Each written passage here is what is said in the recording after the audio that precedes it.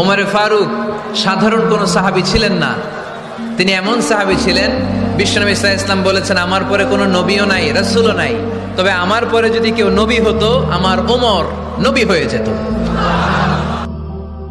ফেসবুকে ব্যস্ত সময়টা নষ্ট, দিন রাত চলে যায় নীরবে, রবের দেয়া সময় কিভাবে কেটে যায় জবাবটা তুমি কি দেবে?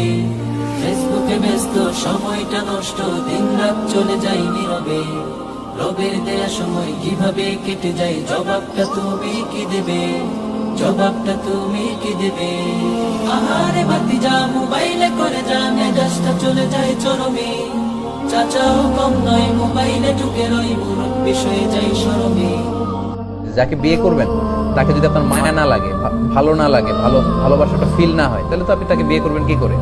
আমি বলি যে যাকে ভালোবাসবেন তাকেই বিয়ে করবেন। যাকে আপনি ফিল করেন যে ইউ লাভ হিম, লাভ হার, তাকেই আপনি বিয়ে করবেন। তা না হলেই ঝামেলা।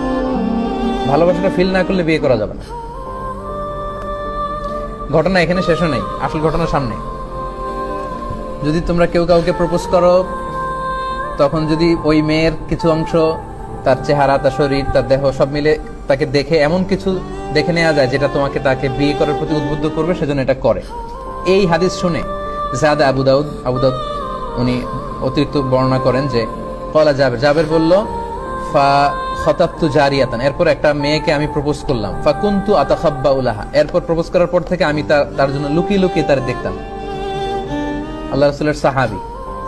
হাত্তা রাআইতু মিনহা, এরপর আমি তার এমন কিছু দেখে নিলাম